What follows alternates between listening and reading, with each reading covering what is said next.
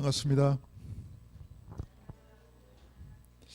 제가 오늘 여기 오면서 내가 몇 번 왔지 보니까 제 컴퓨터에 이렇게 자료가 있습니다. 메시지 자료를 항상 제가 기록을 해놓기 때문에 오늘 보니까 네 번째더라고요, 여러분. 2019년도에 처음 왔고요. 20년, 21년, 22년 지금 제 4년째 오고 있습니다. 그래 아까 제가 여기 앉아서 있는데 이 앞에 나와가지고 이렇게 찬양하고 성경고전 얘네들이 이렇게 쑥쑥 커가는 게 보여요. 이게 벌써 지금 3년이 지났으니까 야 그렇게 됐구나. 2019년도면은 제 아들이 군대 입대한 해고 지금 벌써 제대를 해가지고 지금 복학을 해서 학교를 다니고 있는데 야 시간이 벌써 이렇게 지났구나 싶습니다. 그래서 우리 랩런트들이 이렇게 잘 성장해가는 모습을 보니까 너무 참 감사하고 맨 앞에 나와서 이렇게 따라서 하는 립싱크만 하는 우리 그 남매 두 남매 여러분 이게 앞에 나온다는 것 자체로도 엄청난 겁니다. 제가 보는데 어떤 생각이 났냐면은 제가 한참 대학사에 갈 때입니다. 제 아들이 얘네들보다 어렸어요. 그러니까 젖병을 들고 다닐 때니까 이렇게 다닐 때니까 잠깐 한눈 파는데 얘가 앞에까지 걸어가더라고요. 그때 오철로 목사님 앞에 사는데 앞에까지 이렇게 걸어가더니 강단 위까지 막 기어서 올라가가지고 목사님 앞까지 가더라고. 그러더니 그때 목사님이 야 이놈 크게 돌려미네 어떻게 이 앞까지 왔냐고. 근데 크게 될지는 모르겠는데 무대에 서는 걸 엄청 좋아하더라고요. 예, 참 너무 감사하고 미래가 기대가 되는 우리 귀중한 랩런트들 보게 돼서 너무 기쁘고 감사합니다. 작년에 제가 봤을 때요 50견 때문에 팔을 못 들어가지고 제가 이걸 못 샀는데 해방됐습니다. 자유함을 얻었습니다. 이제.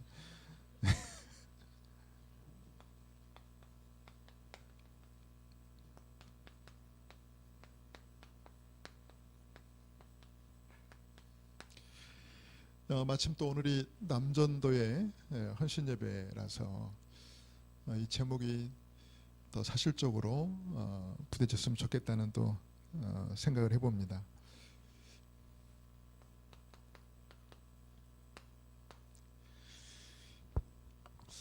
제가 지난주에 저희 노회 임원들하고 같이 강화도를 갔다 왔습니다. 강화도. 강화도에 가면 강화도의 그 강화대교를 딱 넘자마자 바로 뭐가 있냐면은 기독교 박물관이 있어요.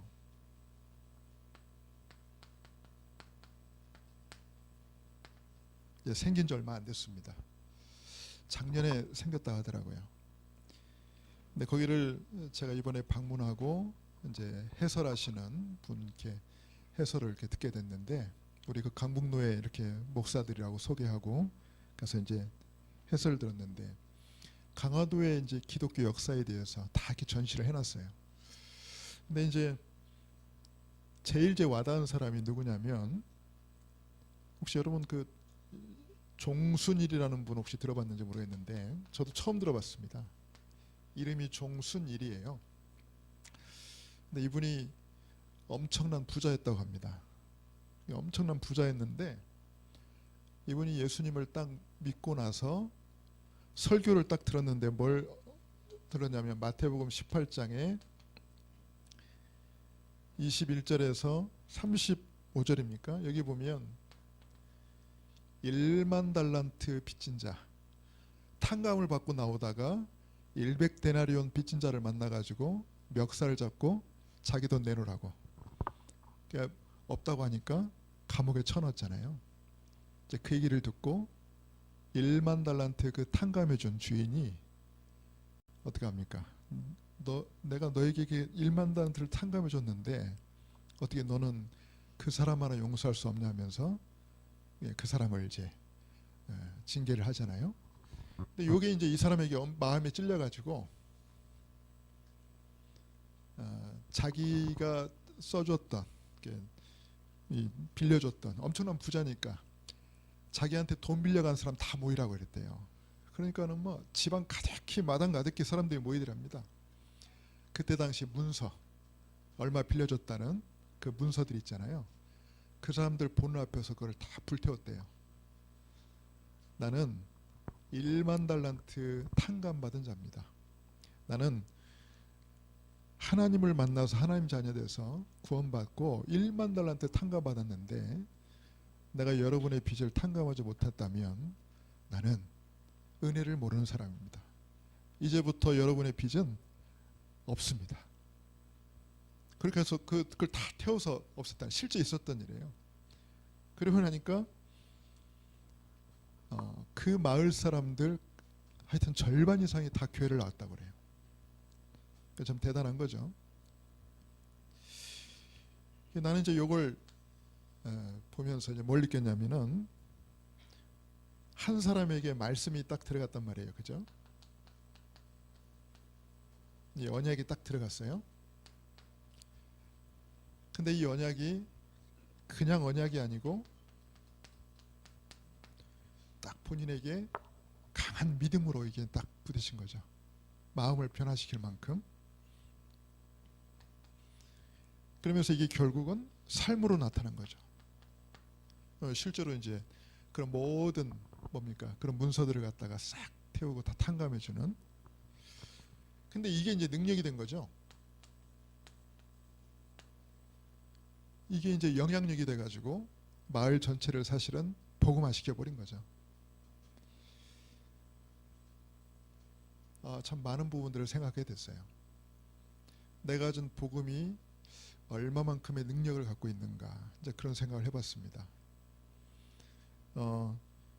그러면서 이제 또 이 강화도 기독교 역사 속에 또 하나 이제 좀 특이할 만한 게 뭐냐면 세례를 받으면 이름을 바꿨다고 하더라고요. 그러니까 여러분 또 천주교 신자들 또 세례 받으면 세례명이 있지 않습니까? 근데 이제 이분들이 이제 세례를 받으면 이름을 바꿔 어떻게 바꿨냐면 전부 끝자를 일자 돌림으로 다 바꿨답니다. 일자. 예를 들어서 제가 이제 조현섭이잖아요. 그럼 이제 성은 놔두고 끝자는 이제 일자로 다 바꾼 거예요. 이제. 그럼 가운데는 어떻게 했냐? 성경에 나와 있는 뭐 믿을 신, 뭐 사랑의 뭐 이런 한자들 있잖아요. 이제 그거를 갖다가 놓고 이제 제비뽑기를 뽑았대요. 만약에 제가 이제 충자를 뽑았으면 제 이름이 어떻게 되냐면 제 조충일이 되는 거예요. 이런 식으로 약간 우습지만 좀 와닿았어요. 이게 뭐냐면 여러분 이름을 바꾼다는 거는 많은 의미가 있어요. 여러분 이름을 바꾼다는 거는 거기에는 내가 믿음으로 살겠다는 어떤 의지의 표현이죠. 그래서 부모님들이 특히 믿음의 부모님들이 자녀를 낳으면은 이름으로 굉장히 고민을 많이 하잖아요. 기도를 많이 하고. 실제로 자녀가 그 이름대로 뭐 꼭 살으라는 법은 없습니다만은 그래도 거기에는 굉장한 부모의 어떤 믿음이 담기잖아요. 실제로 이름대로 되기도 하고. 그래서 굉장히 이름이 굉장히 중요한데 어떤 삶에 대한 의지. 방금 누가 웃으셨던 건 거죠? 왜 웃으셨을까요? 그래서 혹시 여기는 그런 분은 안 계시죠? 이름이 길연이라는 분은 안 계시죠? 성은 주시고 실제로 그런 이름도 있어요. 그렇게 지으면 얼마나 그 놀림거리입니까? 근데 우리는 믿음 안에서 어떤 우리가 믿음으로 살겠다는 어떤 의지와 중심이 이제 이름 계명에 나타나고요. 그래서 결론적으로는 자 오늘 말씀의 이제 주제이기도 한데요. 언약 기준으로 승리하는 삶이란 과연 뭘까? 히브리서 11장에 보면은 히브리서 11장 1절에 보면 믿음은 바라는 것들의 실상이요 보지 못하는 것들의 증거다 그랬잖아요. 여기 보면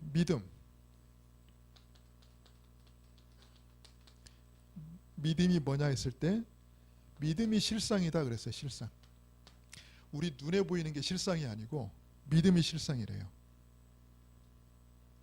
그러면서 보이지 않는 것들, 눈에 보이지 않는 것들의 증거래요. 대체 이 말이 뭔 말이지? 아니 눈에 보여야 믿잖아요. 그죠? 이 마스크, 뭐 분필, 마이크 눈에 보여야 이게 실상이고 이게 보여야 믿는 건데 믿음을 어떻게 표현했냐면은 눈에 보이지 않는 것들의 증거래요. 바라는 것들이 실상이고. 대체 이 말이 뭘까? 그렇다면 여러분 우리는 무엇을 믿습니까?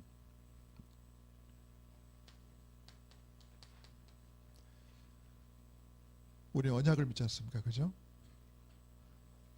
그 언약이 바로 뭐죠? 말씀이잖아요. 바꿔 말하면 우리의 실상이 말씀이에요. 우리의 실상이 언약이에요. 이렇게 표현하면. 그죠? 목사님, 실상은 돈입니다. 돈이 있어야 다 됩니다.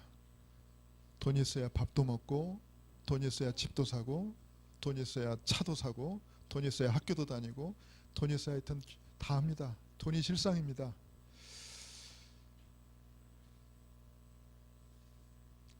육신을 입고 있는 동안에는 그럴 수 있겠습니다. 부인은 못하겠어요. 그런데 여러분 오늘 히브리서 11장 1절 말씀을 딱 붙잡고 보면 그게 실상이 아니에요. 돈도 실상이 아니에요. 그럼 우리 외모는 어떨까요? 외모 얼마나 외모 가꾸기에 신경을 많이 씁니까? 인테리어 공사도 되게 많이 하잖아요. 외모에. 외모를 실상으로 믿기 때문에 그런 거 아니겠어요? 근데 성경에 보면 그것도 실상이 아니에요. 진짜 우리의 실상은 이겁니다. 언약이고 말씀입니다. 눈에 보이는 현실, 눈에 보이는 것이 실상이 아니에요. 언약을 붙잡는 요 믿음, 사실은 이게 우리의 실상입니다. 자, 요걸 바탕으로 오늘 요셉의 이야기를 좀 같이 나눴으면 좋겠습니다. 자, 요셉을 제가 이렇게 표현했어요. 인생 승리자로 표현했습니다.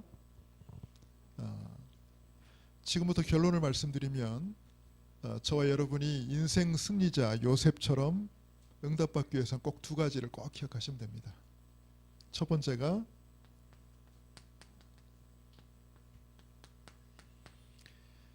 기준입니다. 일단 기준이 확실하고 분명해야 됩니다.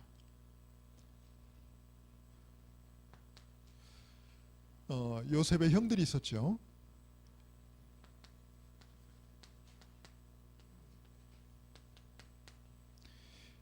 여러분 형들이 가진 기준이 뭐였습니까? 요 말씀을 기준으로 본다면 형들은 이게 기준이 아니었죠. 이 언약, 요 말씀이 이들의 기준은 아니었습니다. 우리 잘 알잖아요. 자, 이들의 기준은 눈에 보이는 거였습니다.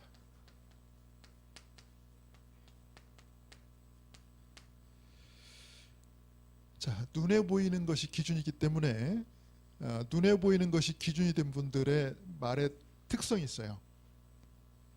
눈에 보이는 것이 기준이 된 분의 말의 특성은 늘 이겁니다.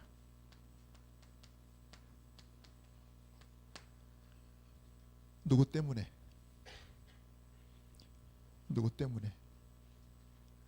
무엇 때문에? 즉 사람 탓, 환경 탓합니다.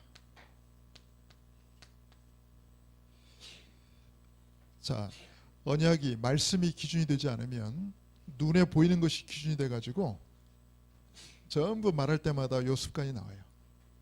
그 사람 때문에, 가난했기 때문에, 엄마 아빠가 능력이 있기 때문에 이제 이런 말이 나와요.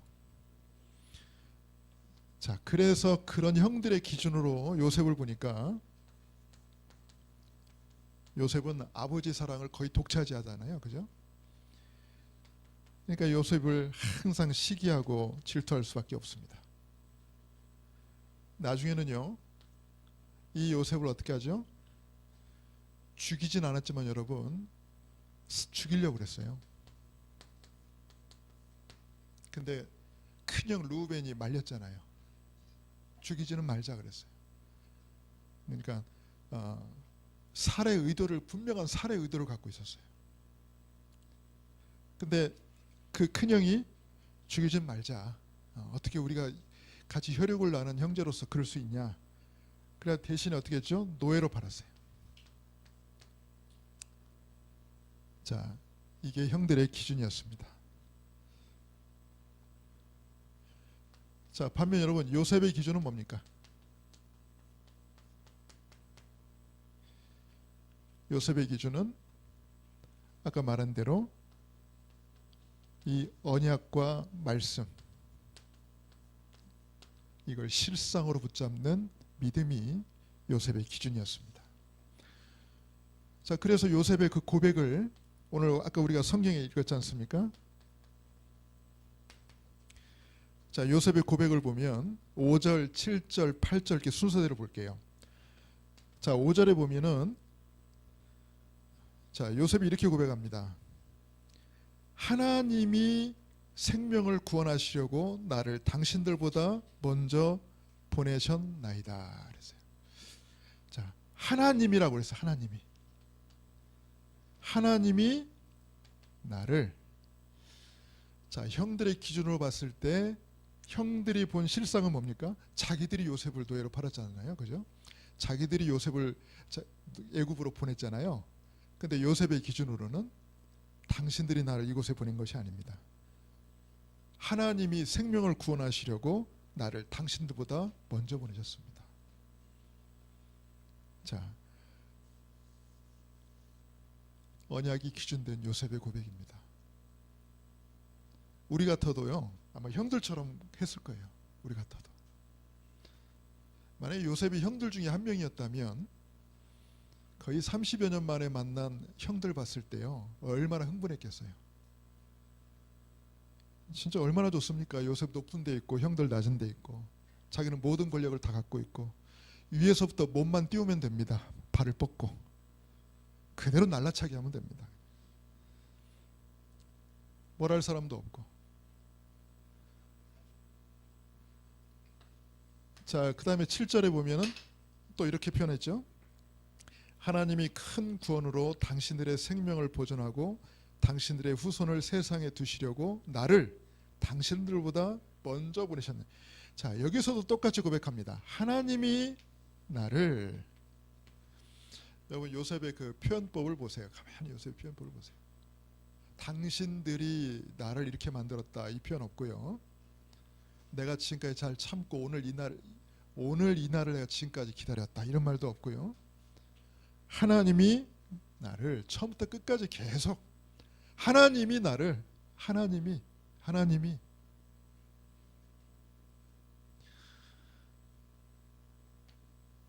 또 8절에 보면 이런 말이 있습니다. 그런즉 나를 이리로 보낸 이는 당신들이 아니요 하나님이시라. 또 한 번 말뚝 박습니다. 8절에 보면 나를 이리로 보낸 분은 누구다? 하나님이시다. 자, 요셉의 기준은 눈에 보이는 현실이 아니었습니다. 형들은 눈에 보이는 현실이 기준이지만 요셉은 눈에 보이는 현실이 기준이 아닙니다. 그가 어릴 때부터 붙잡았던 이 말씀입니다. 언약입니다.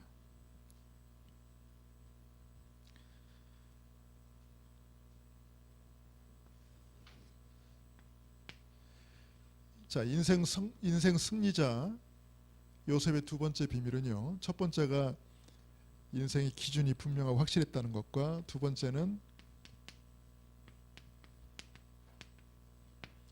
그 인생의 사명이 분명했다는 겁니다. 자, 두 가지만 딱 붙잡으면 됩니다. 기준과 사명입니다.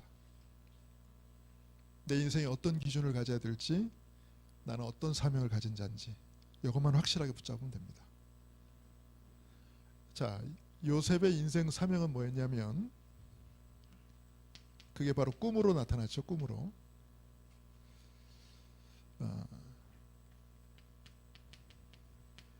요셉이 어떻게 언약이 확실하게 전달됐냐면은 여러분 그게 꿈으로 나타났어요. 꿈으로.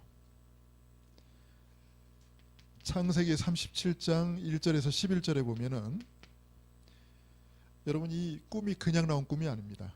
요셉은 어릴 때부터 계속 아버지 야곱을 통해서 언약을 각인시켰잖아요. 여기 아까 앞에 나왔던 이 아이들은 제가 3년 전부터 봤습니다. 한국말로, 영어로, 중국어로, 일본말로 계속 앞에 나와서 이렇게 하잖아요. 틀림없이 쟤네들 속에는 이 말씀이 뭐 계속 지금 각인돼 있어요. 요셉은 어릴 때부터 하여튼 이 언약을 엄청나게 하여튼 각인이 된 거예요. 야곱이 얼마나 요셉을 예뻐했어요. 아마 내가 볼 때는 이렇게 무릎에다 딱 앉혀가지고 계속 그 얘기 하지 않았을까. 계속 언약을 전하지 않았을까. 그러니까 여러분 아무리 요셉이 어려도요 계속 언약을 듣고 또 듣고 또 듣고 또 듣고, 그리고 야곱이 얼마나 삶에서 체화된 언약을 전달했겠어요. 그러니 이 언약을 듣고 듣고 또 듣다 보니까 이게 뭐가 됐냐면 요셉이 믿음이 돼버렸어요. 그래서 이게 결국 뭘로 나왔냐면 꿈으로 나왔어요. 여러분 뭐가 꿈으로 나오던가요? 내가 뭔가를 막 깊이 생각하고 막 고민하고 막 그것이 꿈에 나오지 않던가요? 제가 제 친한 목사님한테 재밌는 얘기를 들었는데요. 이분이 좀 과속을 잘해요. 차를 몰면 거의 카 레이서 수준이에요. 과속을 엄청 잘하는데, 그래가지고 이제 무시기도 안 되는 분은 이분 차 타면 무시기도 확실히 되거든요. 엄청 과속을 잘하는데 한 번은 이분이 그 얘기를 하시는 거예요. 자기가 언제부터 졸았는지 모르는데 딱 자기가 졸았다고 딱 느껴졌대, 순간적으로. 그러니까 지금 자기가 좀 졸고 있더라는 거야. 그래가지고 깜짝 놀라가지고 순간 핸들을 꽉 잡고 브레이크를 그냥 꽉 밟았대. 그러니까 자기는 이제 큰 사고 났겠다 싶어가지고 등에 막 식은땀이 나고 핸들을 잡고 브레이크를 꽉 밟고 눈을 꽉 감고 있다가 떴대요. 떴더니 자기가 조수석에 있더랍니다. 조수석에서 가다가 졸다가 운전하는 꿈을 꾸고 순간 자기가 졸았다 생각하고 무의식적으로 한 거예요. 그러니까 옆에서 본 사람 얼마나 뭔지 뭐 하고 있는 거야 했겠어. 거의 이제 시뮬레이션. 이해가 되시죠, 상황이? 제가 설명을 잘 못했나요? 그러니까 얼마나 평상시 그래 운전을 그렇게 하고 다녔으면 내가 그랬어요. 하나님이 완전히 시뮬레이션으로 체험케 하셨다고. 여러분 꿈에는 뭐가 나옵니까?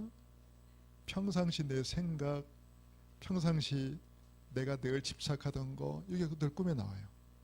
요셉은 이게 꿈에 나왔다니까요. 해와 달과 11별이 자기에게 절하고 볕짓단이 자기에게 절하는 걸 꿨어요. 이게 뭐냐면 얼마나 언약이 확실하게 각인됐든지 이게 믿음으로, 이게 꿈으로 완전 체화된 겁니다.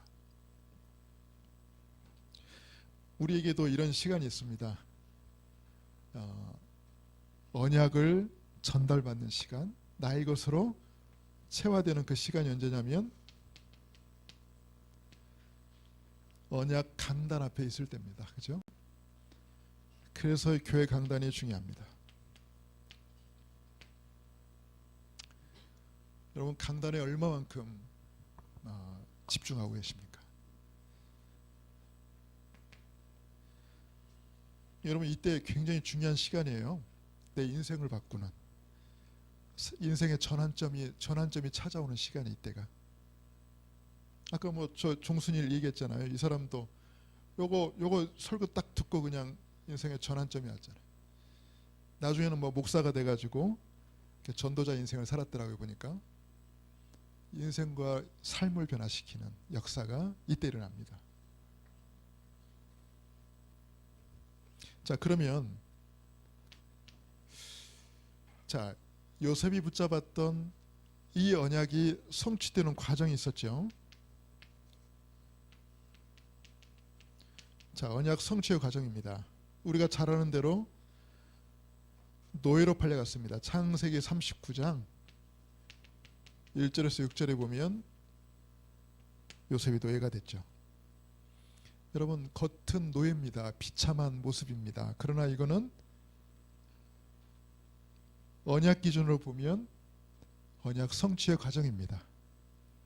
실패된 인생이 아니라 언약이 성취되고 있는 과정입니다. 형들의 기준으로 보면 인생 종치인 거 아닙니까? 그래서 노예로 팔면서 형들이 한 말이 뭔지 아세요? 어디 네 꿈이 어떻게 되나 보자 그랬잖아요. 이 말은 뭐죠? 너 끝났어, 네 인생 끝났어, 이 말이에요. 형들의 기준으로 봤을 때는. 근데 아닙니다. 하나님의 역사는 이때부터 시작됐습니다. 그죠? 하나님의 응답은. 자, 그리고 창세기 39장 20절에서 23절에 보면은 억울하게 누명을 쓰고 요셉이 감옥에 갑니다.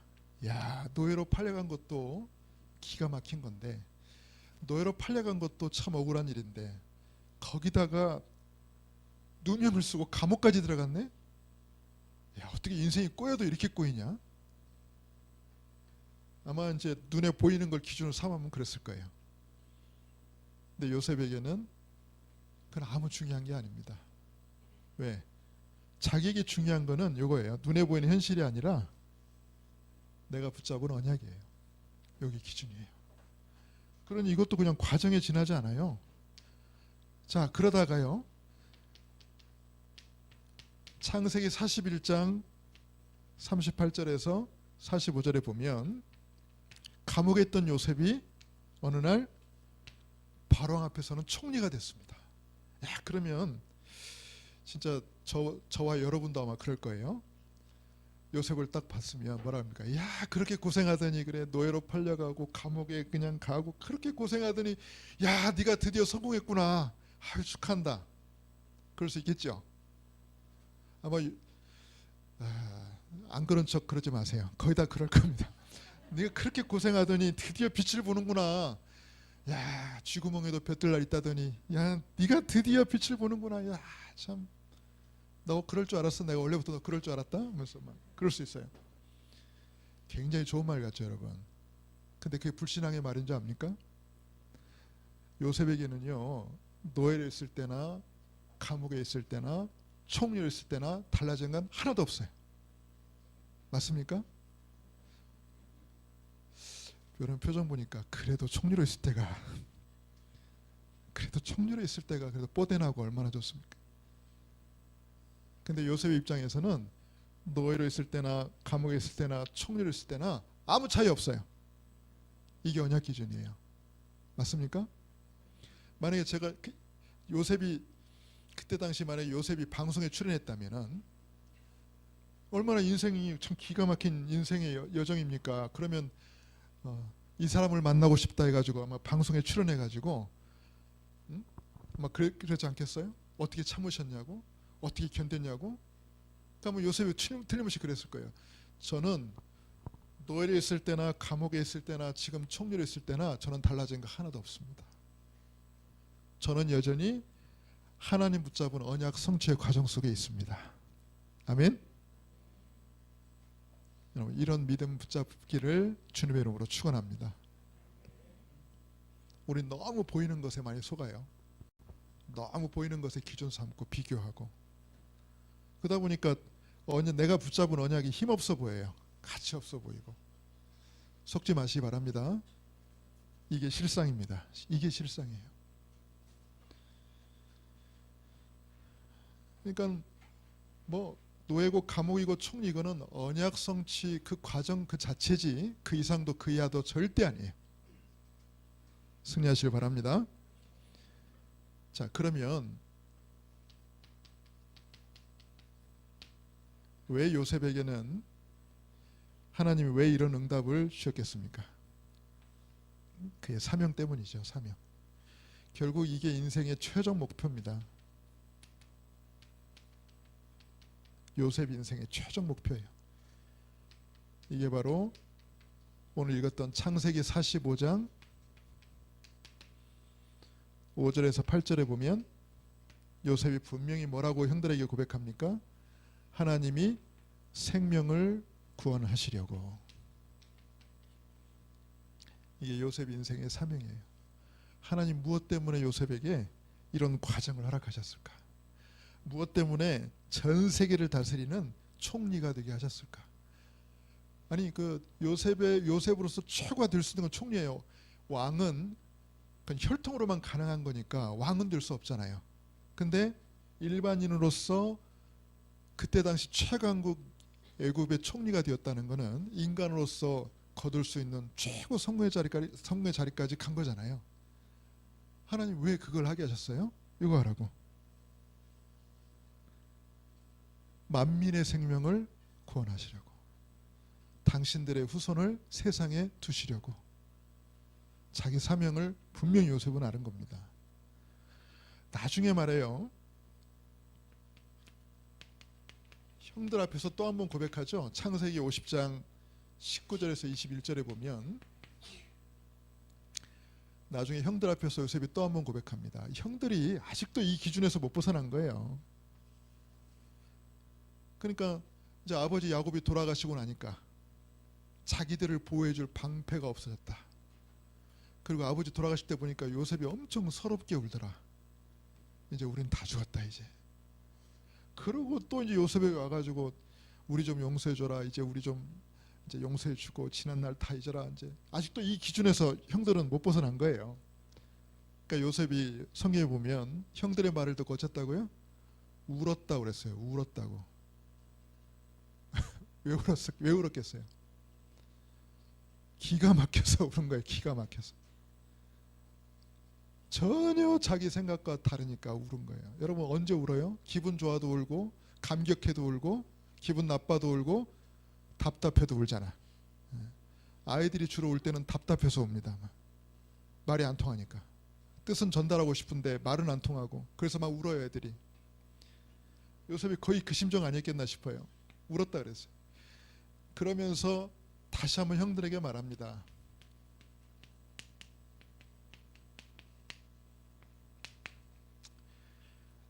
하나님이 만민의 생명을 구원하시려고 나를 당신들보다 이곳에 보낸 거다. 내가 당신들의 자녀를 다 기르겠다. 조금 더 걱정하지 마라. 또 얘기합니다. 내가 볼 때 형들은 또 못 깨달았을 거예요. 나중에 또 요셉 눈빛이 이상하면 또 찾아와서 제발 우리 좀 용서해줘라 또 그랬을 거예요.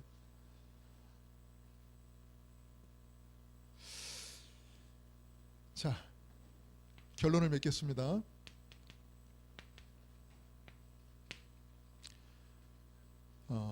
저와 여러분의 기준은 눈에 보이는 게 아닙니다. 참고는 될 수 있지만 그건 우리들의 기준이 아니에요.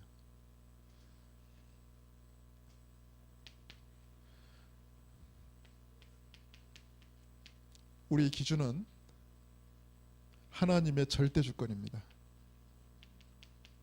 맞습니까? 내가 아니라 하나님 기준. 또 절대 언약입니다.